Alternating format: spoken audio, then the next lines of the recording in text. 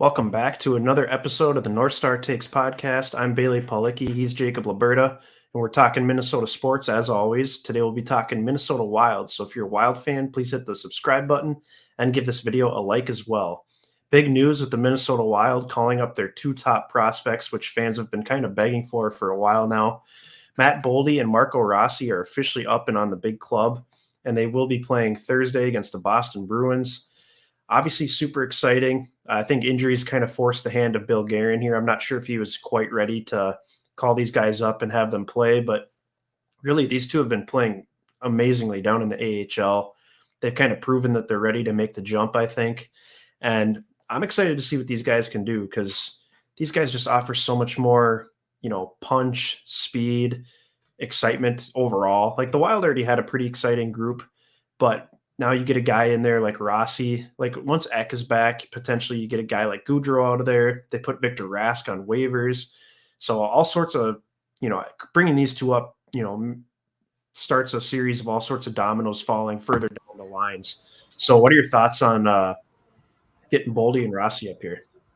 Yeah, it's only a matter of time. And like you said, I think this is just forcing a Guerin's hand. I don't think he probably would have called up these guys as soon if we weren't slumping in this 5-game losing streak and also missing key guys like this. So I think this is huge for their development. Obviously, the quicker they're up here, the better probably. And the more ice time they can get now in the NHL, the better, just because then that's going to help us in a playoff run, hopefully down the stretch here this year in a season when I feel like we have some pretty high expectations, some pretty lofty goals that we want to try to reach. So I think we need all hands on deck, and these are two of the most talented players in the organization. Obviously, remains to be seen how quickly they can acclimate into the NHL game, but I think this is great. It's going to bring, like you said, that extra juice, that extra flair to this team, and I can't wait. I mean, you look at the new lines now, and once you factor Ek back in there, it's going to be really tasty. I mean, there's a lot of goal scoring, a lot of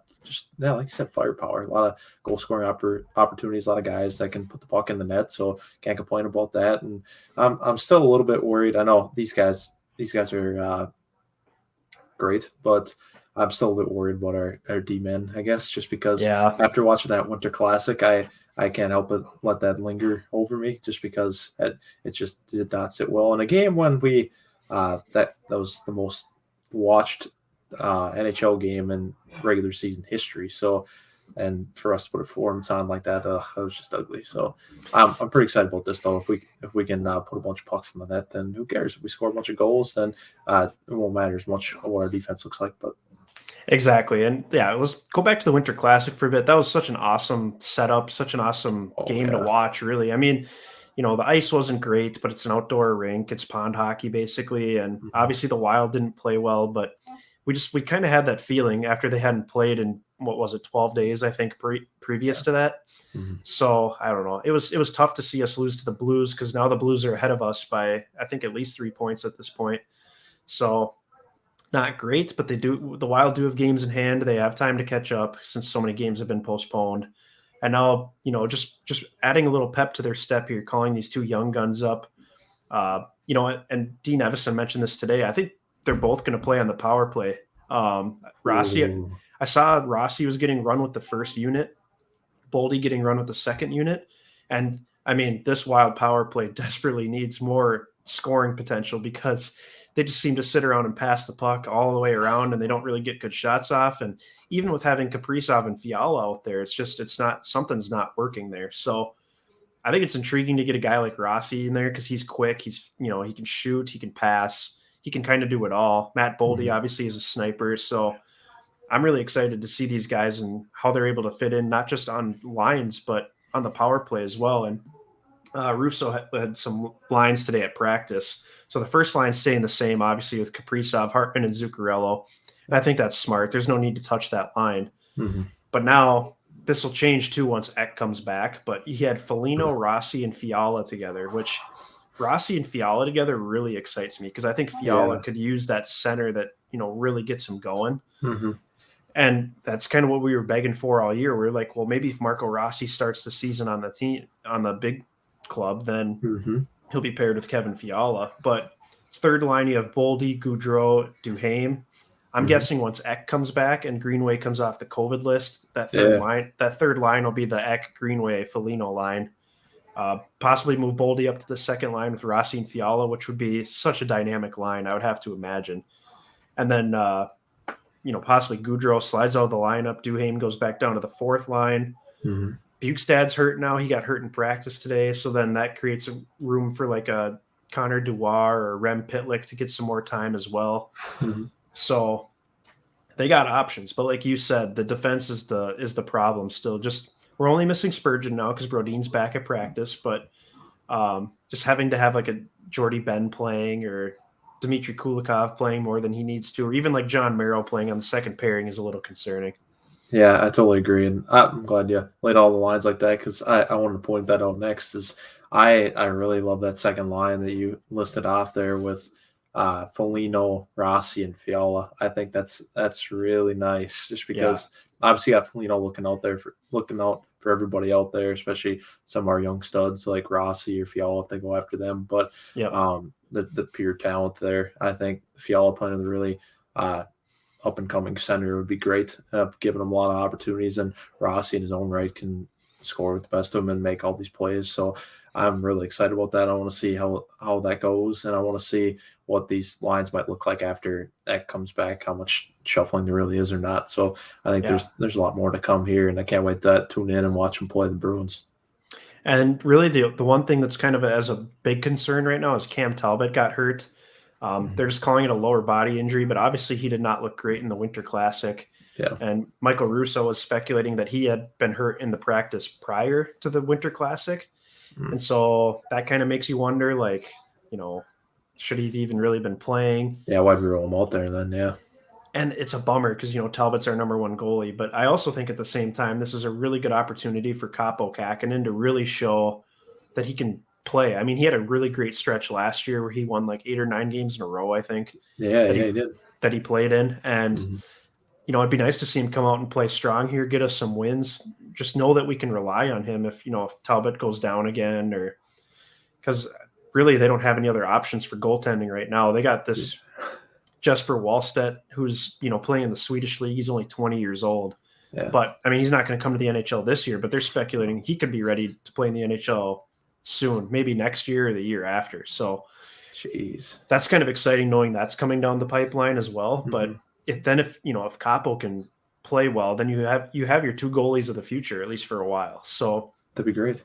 This is a great opportunity for Kaapo, I think, and hopefully Talbot's not out too long. I barely forgot to mention the Hamburglar. Oh, that's right. I forget that we have that guy. Yeah, he's going to be our backup now. Yeah, he is. Oh no, hopefully he doesn't have to play too many games. Like you said, I think Talbot and Kähkönen's a nice 1-2 punch. So hopefully we don't have to see him. But I mean, you never know. You might have to throw him in the net at some point. So yeah, you might have to. But yeah, hopefully, like you said, Kähkönen takes this opportunity and runs with it like he did last year, won 8 or 9 games in a row, whatever that was. So I think he can play good hockey. It's just I don't know. We'll see if that was more of a flash or if that was a potential that he could reach, like maybe on a more sustainable level going forward. I don't know. I think that's certainly worth monitoring, and we just got to get back in the win column, whatever it takes, though. I mean, I don't really care how we do it. Win a nice gritty 1-0 game or go score, win 6-5 or something. I don't really care. We just got to get back in the up and up because too many teams in our division are closing in and going on these hot streaks. I feel like we got to get on one of our own. See, that's the thing is we had that 8-game win streak. We were able to pull away for a little bit. And even with all our postponements, it kind of kept us in first place. Well, now, we've lost 5 in a row. We haven't played much lately. St. Louis has passed us. Nashville has passed us. Colorado's right behind us.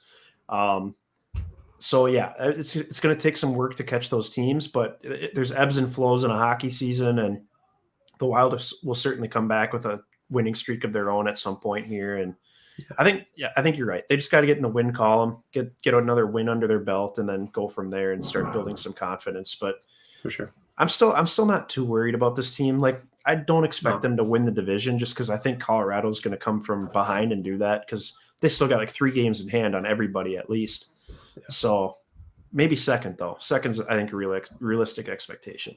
Yeah, I think second's a good goal just because that would guarantee home ice in that first playoff series. So I think that'd be huge for us because obviously the Wild I mean, historically have always played well at the X. So I think Yeah. that would help this team a lot. That's always good point in state hockey, especially in a playoff series. So I think that's certainly worth shooting for, and I think that's realistic actually. And if we're gonna do what we set out to do before the season, really, I think the bare minimum was winning a playoff series, and then Yeah. I think there's a decent amount of fans out there that would say the expectation should be to get out of the division in the playoffs and make it to the Western Conference Finals. So I think if you're going to get to that point, you're going to obviously want to play more home games and road games. So I think I think we can get there, but it's just avoiding really long funks like we're in right now and just snapping out of it. I think we will, but it's just hopefully this doesn't linger too long. Yeah, absolutely. One last note here. Sure. Kirill Kaprizov has just been absolutely on fire. He's got 13 goals, 26 assists for 39 points. It seems like every game we play now, he's getting a goal and a couple assists. Like he's getting points every night, basically, which is just great to see. I know he's a threat to make something happen every time he touches the puck, so that's always nice to have on your side. And I think he's going to keep going. I don't see any slowing down here, and I think he's as good as any. He's about as good as any wing in the NHL. So I think he just as long as he's on the ice, I mean anything can happen. You're in any game, so I think that's very reassuring for us as fans, but the team obviously, and it's just a presence the Wild have never really had before in their franchise Yeah. history, I would say. So like I think that's massive. And quickly, Marco Rossi, 2020 first round pick, Matt Boldy, 2019 first round pick. Pretty impressive that because you don't really see that in hockey where guys are coming up 1 or 2 years into their professional career, even as their mid first round picks. So, Yeah. I mean, I'm pretty impressed that both these guys, 1 and 2 years into their career, are able to just come right up and play in the NHL. True, but maybe the tide's turning and it's a new era for young players because I was kind of shocked because that's what I thought too. But then I heard that every top 20 pick from that 2019 draft and Boldy was taken. I heard all those top 20 picks have made their NHL debuts by now, besides Boldy. So Oh, that wow. that kind of shocked me a little bit, but maybe it's just a trend in that direction towards just whoever the most talented players are in your organization, no matter how young they are, like get to play quicker than you'd really think, and they traditionally have. So Right. I think that's something worth pointing out too. And I can't wait to see what these guys got though. I think they could be dynamic right out of the gates. Absolutely. I mean, they could step in and be arguably our second or third best player right off the bat. I mean, Isn't that that's wild? that's the potential they No pun have. intended. Yeah, yeah. And I think just them being able to raise Fiala's game as well is going to be massive because Mhm. we kind of need Fiala to pick it up too. So For sure. Fiala, another very talented, especially goal scorer, but just player in general. absolutely. So that's going to do it for this edition of the North Star Takes podcast. Like I said earlier, please hit that subscribe button and give this video a like as well. Feel free to follow us on both Twitter and Instagram and leave your comments below. How excited you are for Rossi and Boldy, how much you think they'll contribute, who you think they'll help, and if you think that'll kind of jolt the team to start winning some more games here. So leave your comments below, and thanks for watching.